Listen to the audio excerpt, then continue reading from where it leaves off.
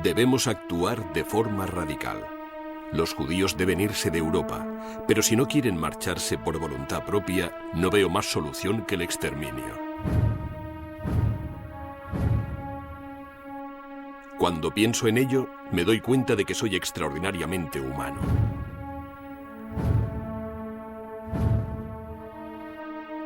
Hace mucho que terminó la Segunda Guerra Mundial, pero el mundo de pesadilla de Adolf Hitler aún representa el mal extremo. Su legado fueron 40 millones de muertes, incluyendo el intento de aniquilación de toda una raza.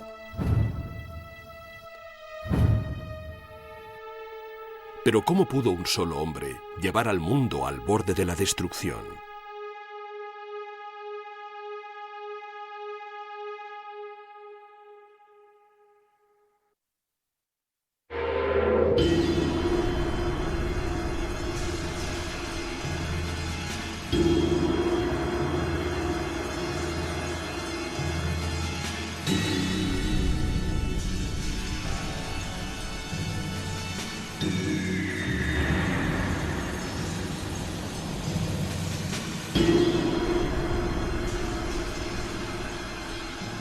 Historia de Hitler.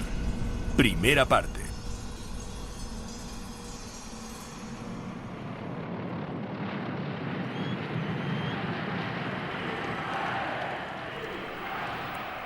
Resulta conveniente clasificar a Hitler como algo extraño, una aberración monstruosa, de algún modo distinta al resto de nosotros, pero sigue incomodándonos el hecho de que era humano. A pesar de ser el individuo más filmado y sobre el que más se ha escrito de la historia, sigue siendo una figura misteriosa, perdido entre filmaciones parpadeantes, eclipsado por el horror que desencadenó.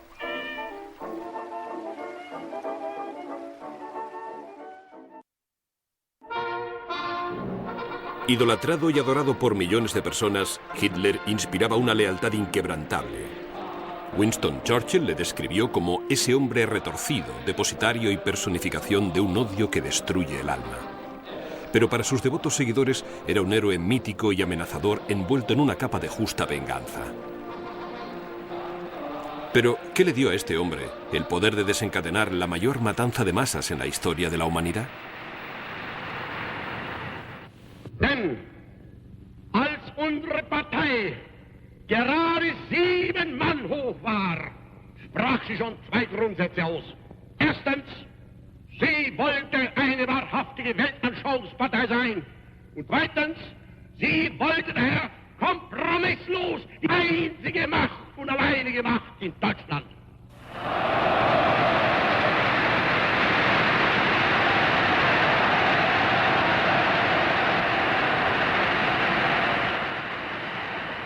Hipnótico orador, fue con las palabras que Hitler transformó a Alemania de una república a una dictadura brutal. Fue con las palabras que lideró a su país por el camino de la guerra. Es a través de las grabaciones de sus discursos y conversaciones que debemos intentar comprenderle.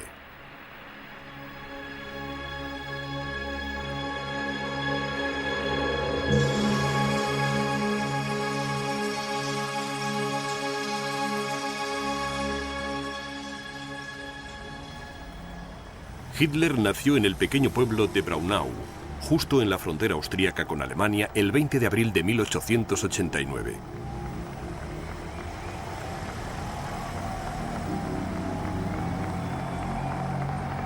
Fue el cuarto hijo de Clara, cuyos 3 primeros hijos habían muerto siendo aún pequeños. En consecuencia, la madre de Hitler se entregó plenamente a él, colmándole de cuidados y atenciones.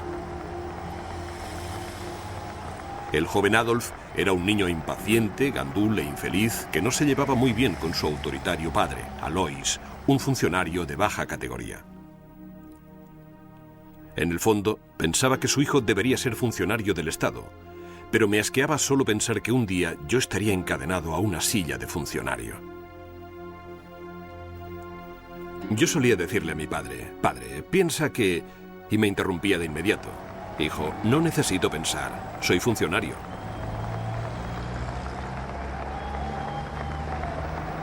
El colegio era ridículamente fácil. Lo que me gustaba lo aprendía. Lo que parecía irrelevante lo saboteaba por completo.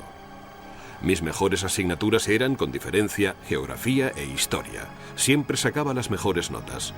Por otra parte, no tenía un comportamiento precisamente impecable. Me convertí en un pequeño cabecilla y era difícil de dominar. En realidad, la conducta de Hitler era perfectamente satisfactoria, pero nunca fue muy buen estudiante. Sus notas eran tan malas que se vio obligado a abandonar los estudios a los 16 años. Como de costumbre, la memoria de Hitler era altamente selectiva.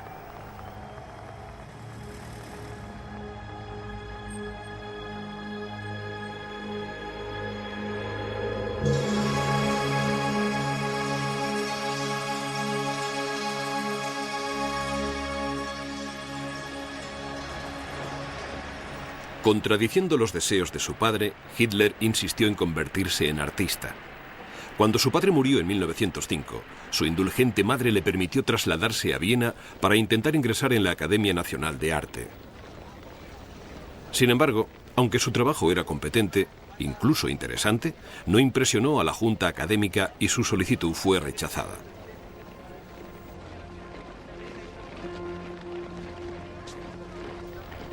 Para mí, Viena representa 5 años de dureza y miseria. Años en los que me vi obligado a ganarme la vida, primero como peón y después como pintor. No tenía más amigos que la preocupación y el hambre insaciable. A pesar del dudoso entorno que me rodeaba, siempre conservé mi buen nombre.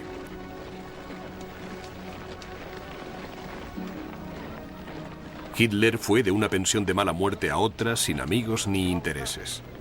Vivía de su pequeña pensión de orfandad y del poco dinero que su madre podía enviarle. Mataba el tiempo buscando teóricos políticos aficionados e insatisfechos sociales como él.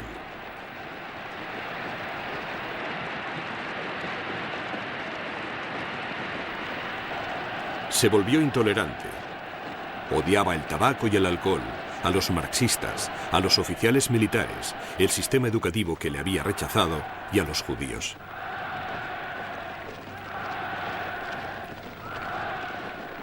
No topé con la palabra judío con demasiada frecuencia hasta que fue en conexión con discusiones políticas.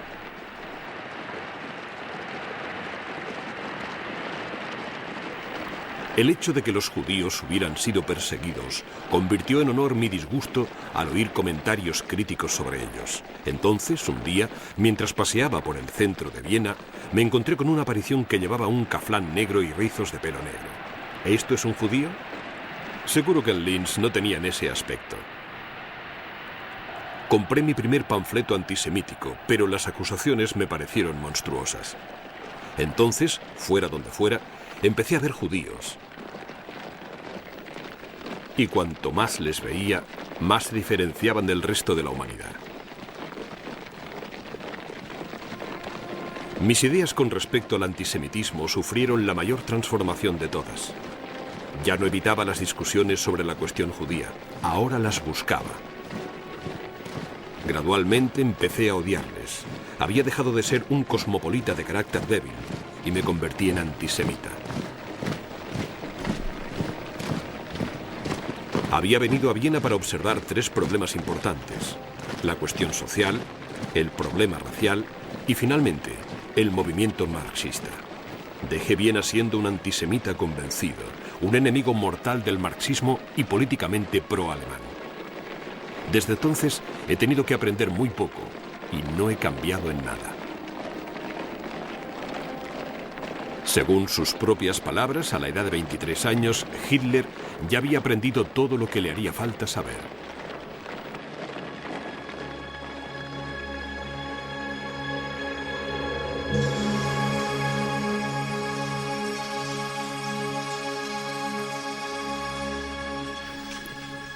Cuando la Primera Guerra Mundial se extendió por Europa, Hitler vio la oportunidad de cambiar su vida miserable y sin sentido.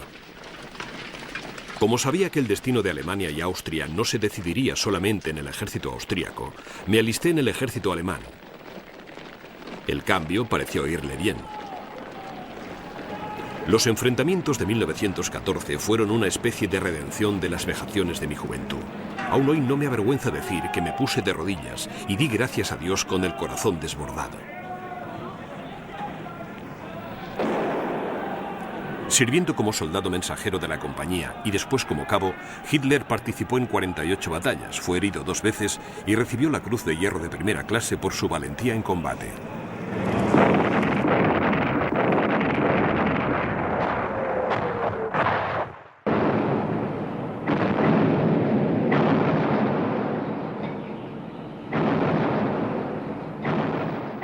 Sin embargo, Hitler no hizo ningún amigo.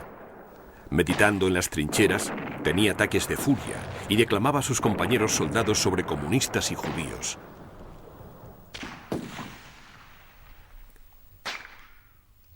En octubre de 1918 quedó temporalmente ciego en un ataque con gas.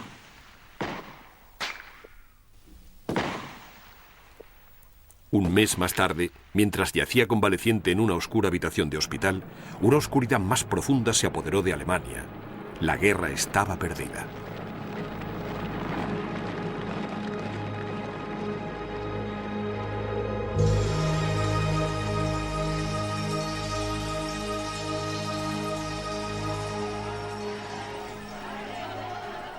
Al término de la guerra, muchas de las grandes monarquías europeas se desintegraron. En su lugar llegó la anarquía, el hundimiento del ejército y la desintegración social. Alemania estaba al límite. Franjas de sus territorios fronterizos eran confiscadas por potencias extranjeras. El país había sido despojado de su ejército y se hundía en las deudas de guerra. Comunistas, monárquicos y desempleados salieron a las calles. Alemania se estaba sumergiendo en la anarquía. Hitler, que técnicamente aún formaba parte del ejército, fue asignado para espiar a los grupos más disidentes. Uno de estos grupos, que se hacía llamar Partido Obrero Alemán, tenía solo 25 miembros, pero llamó su atención. Esta pequeña y absurda organización, con escasos miembros, parecía contar con la ventaja de dar una oportunidad al individuo para realizar verdaderas actividades personales. Cuanto más pequeño era un movimiento, más fácil sería ponerlo a punto. Hitler se unió a este grupo y en menos de 6 meses se convirtió en su principal portavoz y su don natural para hablar en público atrajo cada vez a más gente. A principios de 1920 ya atraía a 1 millar de personas. Al cabo de un año, Hitler ya se había impuesto como presidente del grupo y le había cambiado el nombre por el Partido Nacional Socialista Obrero Alemán, o NSDAP, más conocido como nazi. También adoptó la svástica como emblema del partido. Recuerdo en 1923 la primera vez que hablé en un local con capacidad para más de 2000 personas. Les dije: en las masas hay una gran energía aletargada y solo espera al hombre que la despierte de su sueño y la lleve a la gran batalla para el destino de la raza alemana.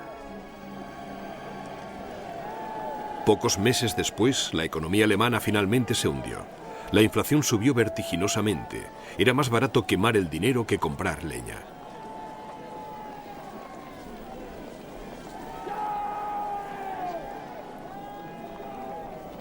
La miseria de nuestra gente es terrible de contemplar.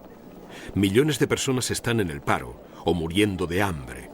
Toda la clase media se ha empobrecido. Cuando este colapso alcance a los campesinos alemanes, nos enfrentaremos a un desastre inconmensurable. A los trabajadores desempleados, Hitler les pregonaba los males del capitalismo, pero ante los capitalistas insistía en que era anticomunista. En todos los mítines tenía miembros del partido entre el público con órdenes para interrumpir durante frases meticulosamente preparadas, para dar la impresión de que eran expresiones espontáneas de la opinión pública. Estas interrupciones fortalecían mis argumentos. Hitler también organizó un variopinto grupo de matones callejeros a los que llamaba las SA, o camisas marrones.